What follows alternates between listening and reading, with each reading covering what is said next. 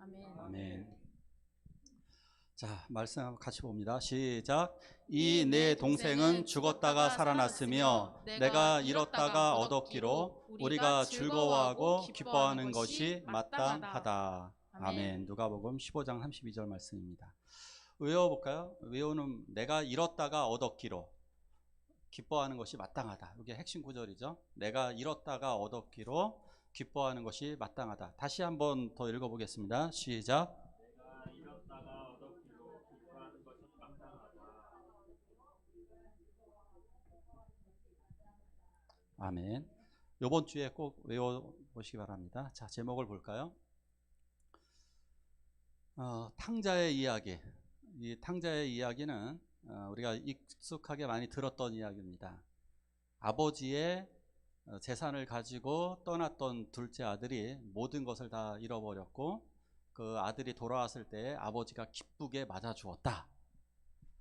요거 오래전에 요거로다가 이제 곽병희 장로님하고 박영양 집사님이 열연을 펼쳐서 상황극을 했던 적이 굉장히 잘하셨던 기억이 납니다. 두 분은 아마 기억이 나실 겁니다. 박영양 집사님이 아버지로 곽 장로님이 아들 역으로 나왔는데 굉장히 연기를 잘하셔서 한번 보고 싶은 생각이 들기도 하는데 언제인가 한번 다시 한번 보여주셨으면 좋겠습니다. 탕자의 이야기는 단순한 이야기가 아닙니다.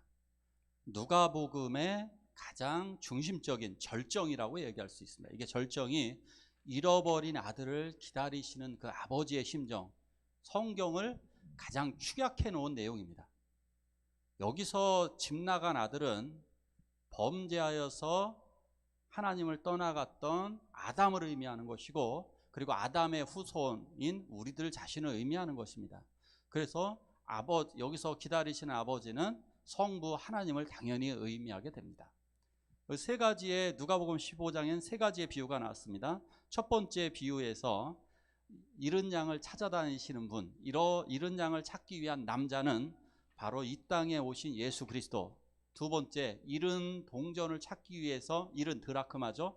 동전을 찾기 위해서 애쓰는 여인은 성령 하나님을, 그리고 잃어버린 아들을 기다리시는 분은 성부 하나님을 의미하는 것입니다.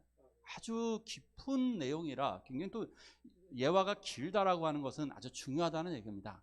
아주 중요한 예화가 여기 들어 있습니다. 한번 좀 말씀을 통해 좀 볼게요. 어떤 사람에게 두 아들이 있었습니다. 두 아들이 있었는데 두 아들 중에 이제 큰 아들은 성실한데 둘째 아들은 성실하지 못했던 것 같습니다. 두 번째 아들이 유산을 달라고 갑자기 이야기합니다. 자기 몫을 달라고 이야기합니다. 이게 옛날에는 이런 사람을 네 글자로 호로자식이라고 합니다. 호로자식. 아버지가 멀쩡히 살아계시고 아직 젊으신데 아버지에게 재산을 달라고 하는 것은 이건 고대 시대에 있을 수 없습니다. 보통 언제 재산을 나눠주시냐면 완전히 거동하지 못하시거나 임종을 앞에 두고 이렇게 자식들에게 유산을 나눠주는 겁니다. 고대 시대에 있을 수 없는 일을 작은 아들이 한 겁니다. 아버지 걸 달라고 하는데 아버지는 자애롭기 때문에 그 아들이 잘못될까봐 아주 때를 쓰기도 하고 그러니까 그 아들에게 자기 재산을 나눠주게 됩니다. 자, 이 아들이 이제 어떻게 했을까요? 이 아들은 재빨리 이 부동산을 현금화 시킵니다. 이 부동산을 다 팔아서 현금화 시키고 현금을 들고 대도시로 떠나갔습니다. 대도시로 떠나간 아들이 자, 이제 사업을 해야 됩니다. 농사를 왜 짓기 싫어했을까? 농사는 힘이 들고 돈도 덜 되는 것 같아요.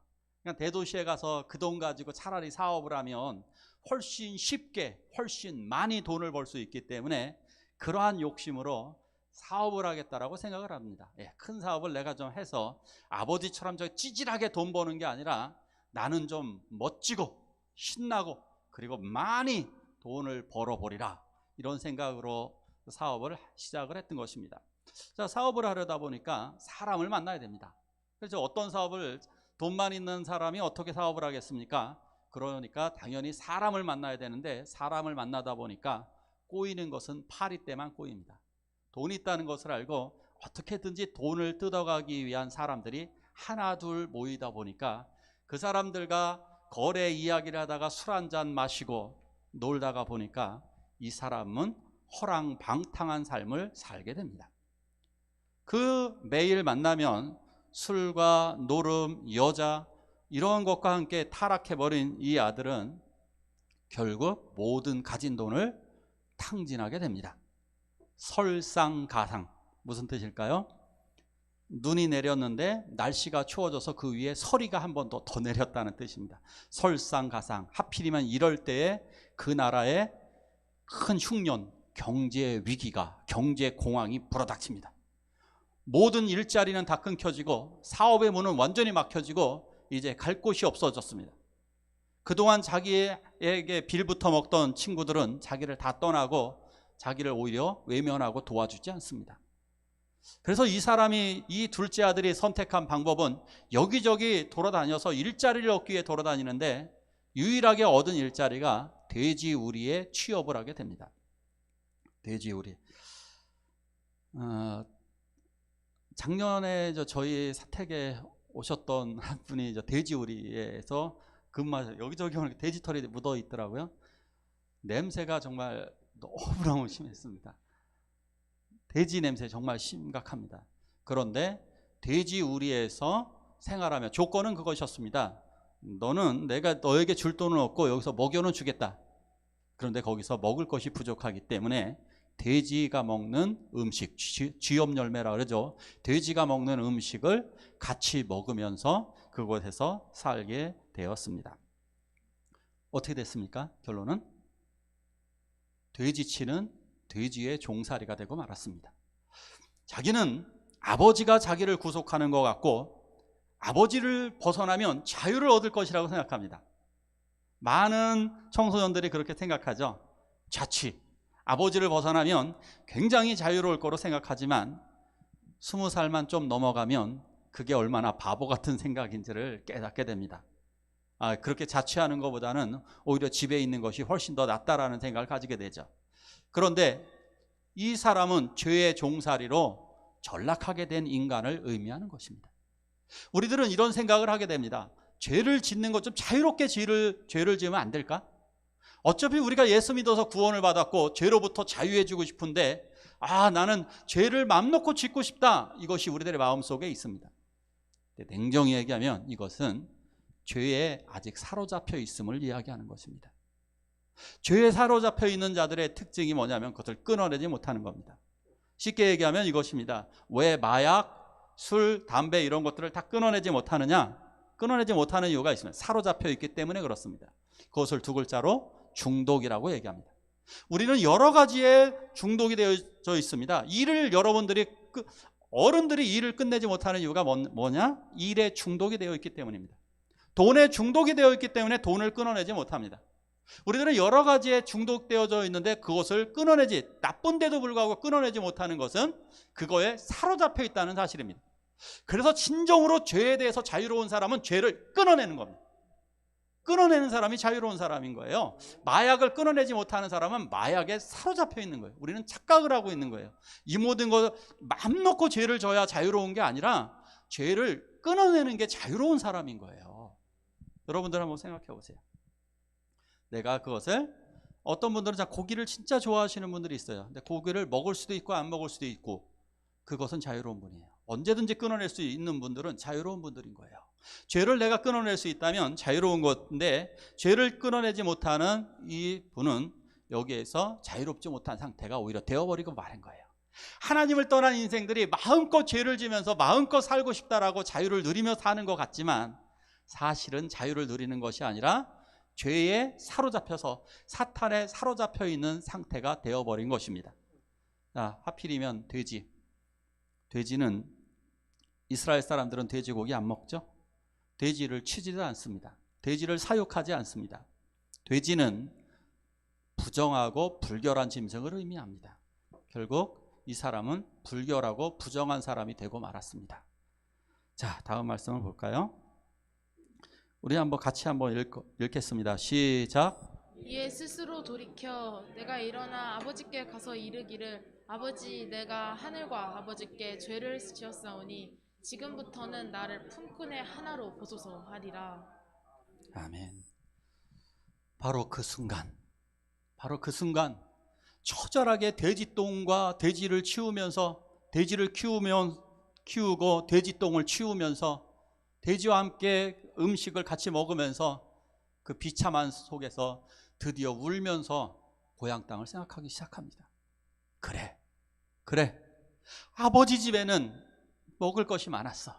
나는 거기서 소고기 요리를 먹었어. 나는 거기에서 우유와 치즈를 마음껏 먹었지. 나는 거기서 아버지가 해주는 그 많은 음식을, 어머니가 해주는 음식을 나는 그렇게 맛있게 먹었었어. 우리 하인들도 이거보다는 100배 잘 먹는다. 그런데 내가 이게 뭐란 말인가? 자기 자신을 자책하며 후회하며 회개하기 시작합니다. 고난은 하나님을 대면하는 기회가 됩니다. 고난을 통해 우리는 자기의 교만함이 사라지고, 내가 열심히 일하면 난 돈도 벌고 부자가 될 것 같은 생각을 하지만 그것이 아니라 하나님이 없는 인생은 망가진다라는 것을 깨닫게 되고, 아버지의 품이 얼마나 좋았다라는 사실을 깨닫게 되는 것입니다. 그는 건강했을 때는 모르죠. 사람들이 건강했을 때는 하나님의 필요성을 모릅니다. 부자들도 하나님의 필요성을 모릅니다. 그러나 고난 당했을 때 비로소 하나님의 얼굴을 마주 대할 수가 있는 것입니다. 그러면서 그는 생각을 하게 됩니다. 나 이제 아버지께 돌아가리라. 그래서 결단을 하게 됩니다. 내가 집으로 돌아가서, 나는 아들의 자격을 잃었으니까 내가 집으로 돌아가면 나를 날품팔이, 나를 아르바이트, 나를 비정규직이라도 써달라고 내가 부탁을 해야 되겠다, 아버님께. 그러면서 선언을 하게 됩니다. 나 돌아갈래 하고, 박하사탕처럼 나 다시 돌아갈래 하면서 다시 선언을 하게 됩니다. 가장 위대한 결단은 바로 아버지께로 돌아가는 것입니다.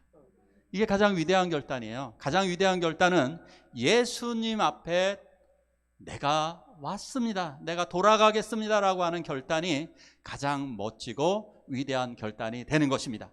여러분들은 잘하셨습니다. 할렐루야.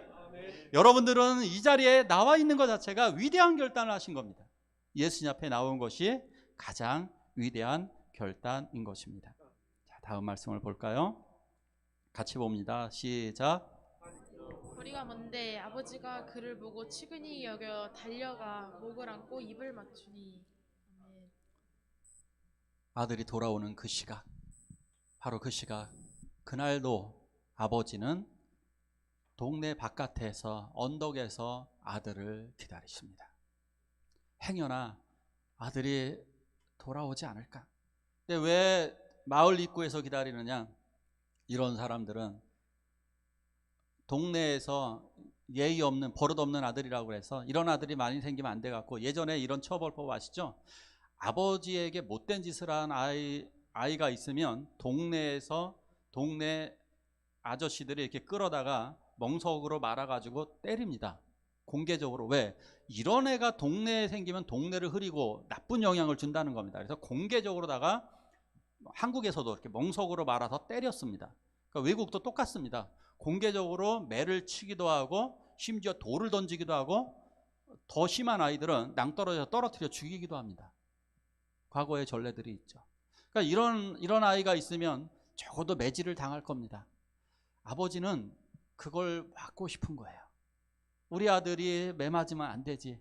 우리 아들 하면서 행여라도 우리 아들이 오늘은 돌아올까 해서 아들을 기다리시는 아버지가 아들을 먼저 어떻게 합니까? 아들을 먼저 발견합니다. 아들이 먼저 본 것이 아니라 아버지가 먼저 아들을 알아봅니다. 그 아들을 알아보고 어떻게 합니까? 달려나가기 시작합니다. 옛날 아버지들의 특징 아세요? 옛날 아버지들 안 뜁니다. 안 뛰죠. 품위가 있어가지고 뒷짐 딱 짚고 걸어갑니다.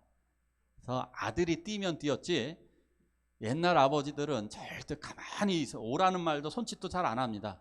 그냥 가만히 있으면 아들들이 알아서 뛰어오는 거지, 그거 뭐 부모님이 이리 오너라 이런 것도 잘 안 하십니다. 아버지가 왜 안 뛰느냐? 체면이 손상되기 때문입니다. 그런데 이 아버지는 체면이 손상되는 거, 자기가 망신당하는 것쯤은 개의치 않고 이렇게 달려나가십니다. 저는 이 그림 보고 너무 감동받았어요. 그림을 어떻게 이렇게 잘 그리셨을까? 아버지의 심정은, 아버지는, 아들을 기다리시는 아버지는 아주 그냥 자기 노인임에도 불구하고 최선을 다해서 앞으로 달려나가게 됩니다. 그리고 아들을 안고 입을 맞춥니다. 입을 맞춘다라고 하는 것은 용서의 의미입니다. 헬라어 단어다가 카테필레센인데요. 카테필레센이 이게 현재 진행형이에요. 계속 반복이에요. 입 맞추는 것을 한 번 한 것이 아니라 계속해서 아들아 너가 살아왔구나. 너무너무 감동적이어서 너무너무 기뻐서 이 아버지는 아들을 안고 하염없이 뽀뽀를 해주면서 눈물을 흘리십니다. 자, 아들은 어떨까요? 아들은 털썩 무릎을 꿇고 이랬던 것 같아요. 아버지 저는 아들이라고 일컬음을 받지 못합니다. 저는 아들이 아닙니다. 저를 품꾼으로 써주세요. 품꾼, 일용직입니다. 일용직, 일당. 날 일용직으로 사용해 주세요. 이렇게 요청을 하게 됩니다. 자, 아들, 그것을 바라보는 아버지는 무슨 소리니 하고 아들을 일으킵니다. 다음 말씀 볼게요. 아들을 일으켜서 집으로 데려갑니다. 그리고 아버지가 하시는 일을 이제 보십시오. 제일 좋은 옷을 내어 입힙니다. 제일 비싼 옷, 제일 좋은 옷 준비하고 있었던 거예요. 자기가 입던 옷 주는 게 아니라 아들이 돌아올 때를 대비해서 가장 좋은 옷을 준비해 주셨습니다. 그 옷의 의미가 무엇이냐? 옷은 신분의 변화를 의미하는 겁니다. 너는 종이 아니고 나의 아들이 되었다라고 하는 것을, 아들의 회복을 의미하는 것입니다. 우리는 하나님의 나라에서 의의 흰 옷을 입게 될 것입니다. 하나님의 자녀들에게는 거룩한 의의 흰 옷을 우리들에게 주신다고 약속하여 주셨습니다. 우리들의 신분을 죄의 종에서, 죽음의 종에서 우리를 하나님의 아들, 딸로 우리들을 자녀 삼아 주시는 것을 의미하는 것입니다. 자, 두 번째로 아들에게 바로 반지를 껴줍니다. 반지는 그 당시에 임감도장입니다. 임감도장을 반지로 찍었습니다. 그 나라는 이렇게 반지 그쪽에 도장처럼 자기의 글 같은 게 새겨져 있습니다. 그 도장을 꼭 찍으면 그것이 임감도장입니다. 임감도장을 줬다라고 하는 것은 아버지의 권한을 위임했다는 얘기가 됩니다. 집 나간 아들에게, 돌아온 아들에게 자기의 권한을 위임하셨습니다. 마지막 날에 하나님은 하나님 나라의 권한을 우리들에게 위임하실 것입니다. 주와 함께 다스리고 주와 함께 왕노릇한다라고 분명히 약속하여 주셨습니다. 세 번째는 신발을 신겨 주셨습니다. 새로운 신발을 주셨습니다. 이런 나라들의 특징이 종들은 신발이 없습니다. 종들과 일반 사람들의 차이가 뭐냐면 평민은 신발을 신고 다니는데 종들은 맨발로 다닙니다. 그래서 예전 흑인들 영화 같은 거 보면 흑인들은 맨발로 다닙니다. 맨발로 다니는 사람은 종이고 신발을 신고 다니는 사람은 신분이 고귀한 사람을 의미하는 것입니다. 가장 좋은 신발을 신겨줍니다. 신발의 의미는 성경적으로는 두 가지가 있습니다. 첫 번째, 신발을 벗는다라고 하는 것은, 신발을 벗는다라고 하는 의미는 이제 거룩한 길로 걸어갔다라고 하는 의미가 있습니다. 근데 이 사람은 더러운 삶을 살았으니까 그 의미가 적용되지 않습니다. 여기서부터는 신발을 신고 자유롭게 돌아다니는 진정한 자유인이 되었다라고 하는 것을 의미하는 것입니다. 신발이 없는 종은 자유롭게 돌아다니지 못합니다. 신발이 있는 사람들은 그 신발을 신고 어디든 돌아다녀도 된다라고 하는 것을 의미하는 것입니다.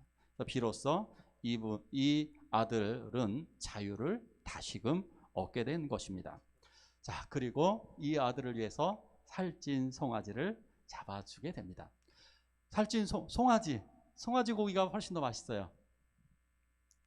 어린 송아지가 부뚜막에 앉아 울고 있어요. 왜 울을까요? 요리될 것 같아서. 그거 요리될 것 같아서 어린 송아지가 부뚜막에 앉아서 울고 있는 요리. 근데 어린 송아지가 맛있대요. 우리가 왜 송아지 고기를 못 먹을까요? 그러면 돈이 안 되니까 업자들이 송아지는 잘 안 잡고 다 컸을 때 팔아요. 근데 송아지 고기가 훨씬 부드럽고 맛있다라고 이야기를 하더라고요. 가장 좋은 송아지 요리를 아들을 위해 해줍니다. 자, 이렇게 잔치가 벌어지게 되는 것입니다. 근데 여기서 주목할 점이 하나 있습니다. 누가 또 즐거워할까요? 누가 또 즐거워했을까요? 여기 나오죠? 그들이 누굴까요? 그들이 누굴까요? 예, 종들입니다.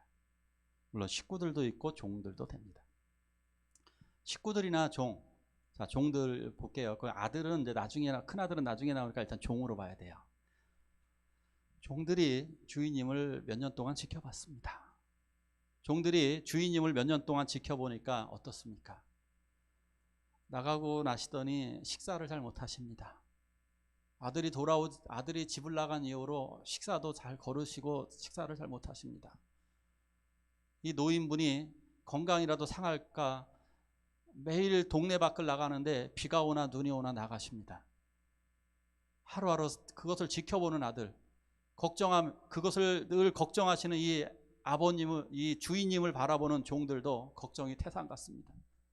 우리 주인님 저러시다가 쓰러지시는 거 아닐까? 늘 걱정이 됩니다.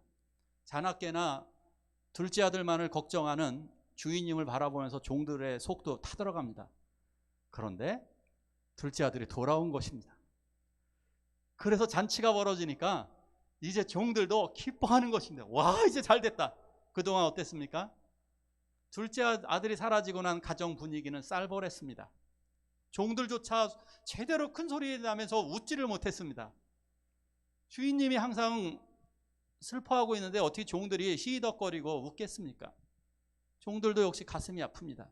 고개를 숙이면서 지나다닙니다. 그런데 아들이 온 이후로 저렇게 기뻐하시는 모습 처음 봤습니다. 얘들아, 풍악을 울려라. 예, 음악이 흘러넘치고 덩실덩실 춤을 추시는 주인님의 모습을 몇 년 만에 처음 보았습니다. 그러니까 종들도 함께 기뻐하는 것입니다. 이 종들은 천사를 의미합니다. 분명히 잃은 양의 비유야, 그리고 잃은 드라크마의 비유에서 말씀하셨어요. 하나님의 사자들 앞에서 기쁨이 된다라고. 하나님의 사자들, 천사들도 큰 기쁨이 벌어지는 거예요. 여러분들이 오늘 예배드리는 이 순간에 여러분들은 모르겠지만 하나님의 나라에서 축제가 벌어지고 있습니다. 하나님의 사자들이 기뻐하고 있어요. 그런데 여러분들이 하나님 앞에 예배를 드리지 않거나 여러분들이 예수님을 믿지 않거나 한다면 하나님의 사자들도 정말 슬픔이 되는 거예요. 그들에게도 고통인 거예요. 나 하나의 구원이 나 하나만의 기쁨이 아니라 온 우주의 기쁨인 거예요. 왜? 먼저 간 성도들이 얼마나 기뻐하겠어요. 하늘에 먼저 간 성도들이 내가 구원받은 것을. 이것 나를 도와주었던 나의 수호 천사들이 기뻐한다고요. 그리고 하늘에 성부, 성자, 성령님이 얼마나 기뻐하실까요? 자, 다음 말씀 볼게요. 같이 읽습니다. 시작. 내 살림을 청년들과 함께 살려보니 네 아들이 돌아오매 이를 위하여 살찐 송아지를 잡으셨나이다. 아멘. 큰 아들은 밭에 갔다가 이제 집에 돌아왔습니다. 돌아왔는데 웬걸 갑자기 음악 소리가 막 들립니다. 사람들이 분주하게 왔다 갔다 하고 동네 사람들이 막 오기 시작합니다. 이게 뭔 소리냐? 하인들이 설명을 해줍니다. 둘째 아드님이 돌아오셨습니다. 그래서 주인님께서 기쁨의 잔치를 이렇게 아주 기쁘셔서 잔치를 벌인 것입니다. 바로 이때에 큰아들이 열불이 탁 올라옵니다. 그리고 성경을 보니까 여기 노하여 저 단어가 이런 의미가 있습니다. 코를 벌름거리다. 근데 왜 콧구멍이 커질까요?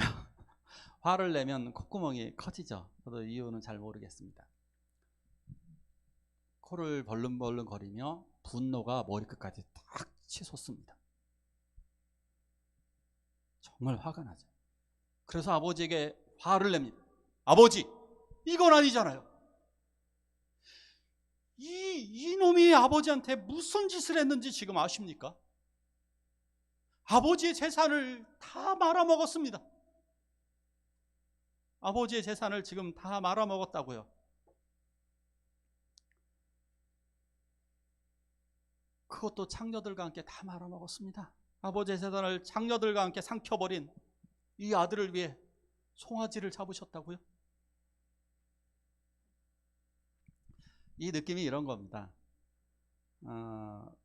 우리 요걸 경험하고 싶으신 분들은 요거 한번 해보세요. 우리 주성이 형제가 집에 가서 아버지가 어떻게 하는지 아버지의 차를 빌려 나가서 차를 폐차시켜 보세요. 사고를 내셔서 폐차시켜 버리고 나서 딱 돌아오면, 아, 우리 아들 살아 돌아왔구나. 너 정말 너가 사는 게 정말 천만다행이다 하면서 잔치를 벌여주실지.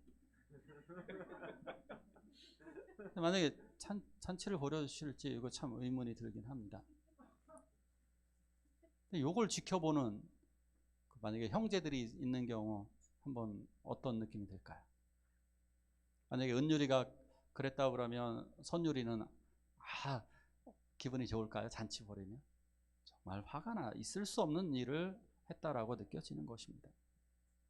자, 그런데 여기에서 아버지는 이렇게 대답합니다. 오늘 핵심 말씀입니다. 같이 읽겠습니다. 시작. 다음 말씀. 내 것이 다 내 것이로되 이 내 동생은 죽었다가 살아났으며 내가 잃었다가 얻었기로 우리가 즐거워하는 것이 다다. 아멘. 아버지는 큰아들을 나무라지 않습니다. 큰아들에게 가서 큰아들에게 보십시오. 권하여, 저 권한다라는 말은 윗사람에게만 사용하는 겁니다. 윗사람이나 어쨌든 지체가 높은 사람들에게 권하는 겁니다. 이렇게 좀 해주시라고. 아들에게 보통 이럴 수도 있습니다. 못된 아버지들 같은 거, 이놈의 자식, 이 동생이 살아 돌아왔는데 이놈! 하고 따귀를 때릴 수도 있고요. 홍군형을 낼 수도 있습니다. 아버지는 그렇지 않습니다. 이 아버지는 큰아들을 다독입니다. 다독이면서 잘 이야기합니다. 권하면서 부드럽게 권하면서 이야기를 합니다. 내 것은 다 내 것이야 라고 이야기합니다. 오늘 한번 이거를 좀 생각해 봐야 될 것 같아요. 저는 이 탕자의 이야기 여기서 보면서 아니 굳이 왜 형의 이야기를 넣었을까? 이게 드라마의 흐름을 탁 끊겨버리는 것 같아요. 이거는 드라마의 흐름이요 완전히 재미가 딱 반감됐습니다. 탕자가 돌아왔을 때 아버지가 딱 끌어안고 잔치 벌어지고 끝. 그러면 되게 좋아요. 저는 거기까지가 좋은 것 같아요. 그런데 이 말씀을 준비하면서 왜 큰아들 이야기를 여기에 넣었을까? 흐름이 완전히 끊어지고 반감이 되잖아요. 아버지의 그 사랑까지만 얘기하면 딱 끝나는데 왜 굳이 큰아들의 이야기를 여기에 넣으셨을까? 한번 생각을 한번 해보죠. 자, 한번 이렇게 분석을 해볼게요. 큰아들이 잘못했나요? 아버지가 잘못했나요? 그럼 누가 더 잘한 거예요? 누가 잘못이고 누가, 그렇게 볼 수는 없는 말씀인 거죠. 자, 형의 입장에서 한번 볼게요. 형의 입장에서 화를 낼 만도 하죠. 동생은 어떤 동생이에요? 나를 힘들게 했던 동생입니다. 동생이 사라짐으로써 내가 일할 게 많아졌습니다. 농사일, 옛날에 농사일을 해보신 분들은 알지만 자기 혼자 다 해야 됩니다. 이제 동생이 사라졌으니까 자기가 그 일을 감당해야 됩니다. 그리고 동생이 아버지를 힘들게 해서 아버지가 힘들어하는 모습을 봤잖아요. 얘 때문에, 이놈 때문에. 용서하기가 힘이 듭니다. 세 번째로 재산을 다 말아먹었잖아요. 이런 것들 때문에 굉장히 힘이 듭니다. 자, 그런데 그래서 큰아들의 심정이 이해는 가는 겁니다. 하지만 누구처럼 행동해야 될까요? 우리는 아버지처럼 행동하게 됩니다. 왜냐? 이렇게 이야기했을 것 같습니다. 너도 아버지가 돼봐. 아버지가 되면 어떻게 행동할까요? 이렇게 행동합니다. 이 큰아들이 지금은 이렇게 행동하지만 이 큰아들도 그의 아들에게 이렇게 행동할 것입니다. 그의 아들을 기다릴 것입니다. 이 큰아들도 아버지가 되면 떠나간 아들을 여전히 기다릴 것입니다. 지금은 동생의 입장이니까 그렇습니다. 우리 그런 거 많잖아요. 우리 여러분들도 형 동생, 언니 동생 관계에 있어서는 아주 치열하고 둘이 막 싸우고 그럽니다. 이기적입니다. 그러나 부모님과는 다르죠. 엄마 아빠는 다르죠. 보통 큰아이가 이렇게 얘기합니다. 둘째를 바라보고 엄마나 아빠한테 얘기합니다. 엄마, 나 때는 그렇게 혼을 내고 그러더니 얘한테는 왜 그래? 이런 얘기 하잖아요. 다 그렇지 않나요? 왜 그러는 거야? 나는 그렇게, 나한테는 안 그러고 왜 얘한테는 왜 이렇게 허용을 많이 하시는 거야? 하면서 화를 냅니다. 그러면 부모님은 이렇게 말할 수밖에 없습니다. 너도 대봐. 너도 엄마 아빠가 대봐. 그게 그렇게 쉬운가? 잘못했다고 해서 다 홍군형을 내고 다 때리고 다 죽이고 그럴 수 있느냐라.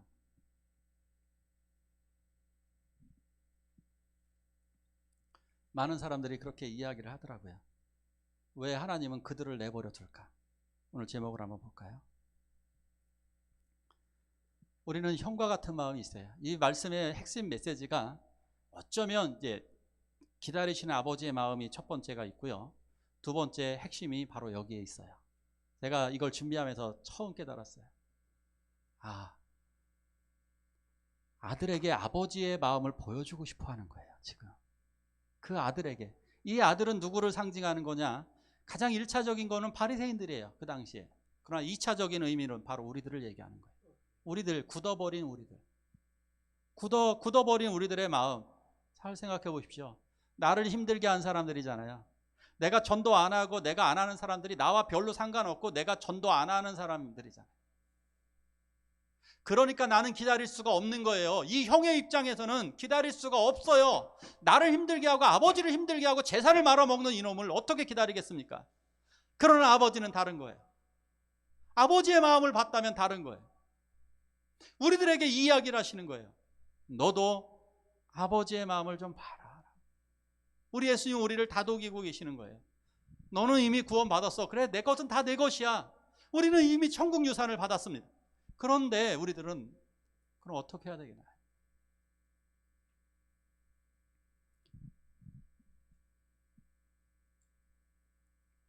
어린 시절에 이제 아버지를 보면 저희 집은 참 가난해서 땅이 별로 없었으니까 근데 이제 농사를 지을 때 보면 그 벼이삭이요 이렇게 쓰러져 있습니다. 누군가 밟아서 이렇게 쓰러져 있거나 얘가 쓰러져 있으면 아버님은 이게 쌀을 그 벼이삭을 이렇게 하나를 일으켰습니다. 벼이삭 하나를 일으켜서 이걸 묶어 주었습니다. 하나로 쓰러지지 말게 열매 맺을 수 있도록 벼이삭 하나를 아끼셨다. 벼이삭 하나를. 이게 농부의 마음이에요. 하나님의 마음이에요. 그런데 우리가 벼이삭 정도예요? 우리 주변에서 내게 멀어진 사람들이 오늘 말씀을 통해 저는 이렇게 말씀드리고 싶습니다. 이제 우리도 아버지를 따라서 동구 밖에 한번 나가볼까요? 우리도 아버지의 손을 잡고 아버지의 마음을 바라보면서 우리도 동네 입구로 한번 나아가 보시죠. 우리도 같이 나아가길 원합니다. 이 시간 우리 기도하길 원합니다. 우리도 이제 아버지처럼 한번 찾으러 가볼까요? 아버지처럼 이제 우리는 형의 입장으로 있습니다. 그러나 우리도 이제 아버지의 손을 잡고 아버지의 입장에서 그분들을 찾아갔으면 좋겠습니다. 이 시간 함께 기도하실 때 아버지의 마음을 가지게 해달라고 우리 하나님 앞에 기도하시겠습니다. 함께 기도하십니다.